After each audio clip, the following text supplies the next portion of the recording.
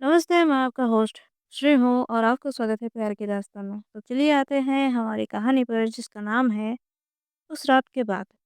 तो सीधे आते हैं आज के शेर पर। तुम वापस आ गई? वो आवाज़ बिल्कुल आरोही के कान के पास नहीं थी। वो आवाज़ ज़मीन से आ रही थी, बिस्तर के नीचे से। आरोही की सांस रुक गई। उसका पूरा शरीर जैसे पत्थर बन गया हो। ये ये मेरी इमेजिनेशन है, उसने खुद से कहा। बस कान डर पर बिस्तर के नीचे से फिर एक आवाज आई, इस बार भागना मत। अरुई ने धीरे से पीछे मुड़कर देखा। कमरे में ईरा नहीं थी। दरवाजा बंद था, लेकिन हवा अब भी चल रही थी। अरुई ने हिम्मत करके बिस्तर के पास घुटनों के बल बैठना शुरू किया।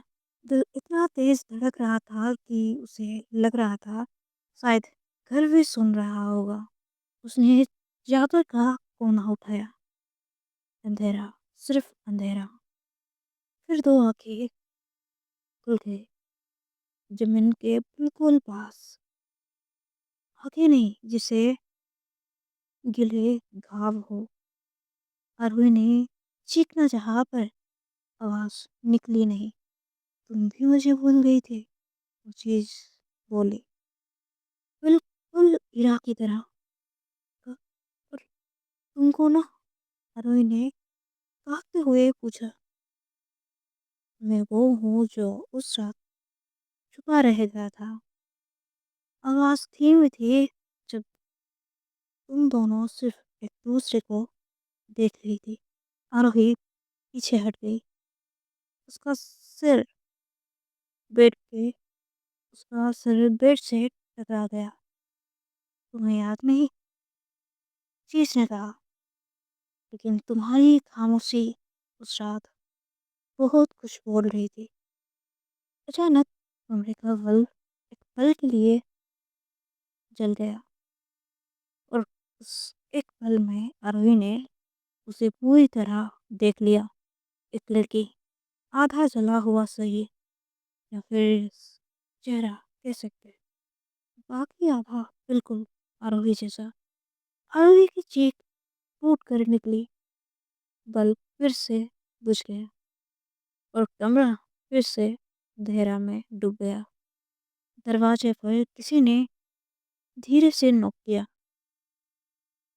आरोही, आरोही, ईरा की आवाज। दरवाजा खोलो। अरे रोते हुए बोली। यहाँ, यहाँ कोई है। दरवाजा खुला। ईरा अंदर आई और जैसे ही ईरा ने कमरे में कदम रखा, बिस्तर के नीचे वाली चीज अचानक चुप हो गई। बिल्कुल ऐसे है जैसे उसे ईरा से डर लगता हो। ईरा ने बिस्तर के नीचे देखा। उसकी आंखों में गुस्सा नहीं था, थकान थी। तुम जाग गई हो? ईरा ने कहा। ये अच्छा नहीं है। क्या था वो? आरोही चीखी। वो वो मेरा चेहरा क्यों था? ईरा ने चुपचाप आरोही का हाथ पकड़ा। क्योंकि वो तुम हो, उसने कहा। वो एहसास जो उस रात यहीं रह गया था। ईरा आरोही को हॉल में ले गई। दीवारों पर लगी तस्वीरें अब बदलने लगी थी। जहाँ पहले चेहरे घिसे हुए थे, अब वहाँ आरोही और ईरा की तस्वीरें थी, साथ में हंसते हुए, एक दूसरे को छूते हुए। ये ये सच नहीं है। ये सच नहीं हो सकता, आरोही बोली। ईरा ने धीरे से कहा। तुम सच से भाग रही हो। तुम मुझे छोड़कर गई। ईरा ने आगे कहा। पर तुम्हारा डर, तुम्हारी गिल्ट, वो यहीं रह गई। आरोही का सिर घूमने लगा। तुम मरी कैसे? उसने पूछा। ईरा रुक गई। मरी नहीं, उसने कहा। मैं रुक गई। तुमने कहा था तुम वापस आओगे, ईरा ने धीरे से कहा। और जब नहीं आई, घर ने मुझे अपना लिया। अचानक फ्लोर के नीचे से ज़ोर से कुछ टकराया। धाम करके आवाज़ आई। वो जल्दी बाहर आना चाहता है। हीरा ने कहा, तुम्हारा दूसरा हिस्सा। क्या होगा अगर वो बाहर आ गया? आरोही ने कांपते हुए पूछा। हीरा ने आरोही के गाल पर हाथ रखा। पहली बार उसका हाथ गर्म था। तो तुम पूरी हो जाओगी, हीरा ने कहा। या फिर मैं। हॉल की सारी तस्वीरें एक साथ गिर पड़ी और उनके पीछे दीवार पर एक लाइन लिखी हुई थी, जिसे खून से एक ये जिंदा बच सकता है। अरुण की आंखों में के सामने फिर से उस रात के दृश्य उभर आए। बारिश, ईरा का हाथ और वो तीसरी लड़की जो चिल्ला रही थी। ईरा, अरुण ने रोते हुए कहा। उस रात कोई और भी था।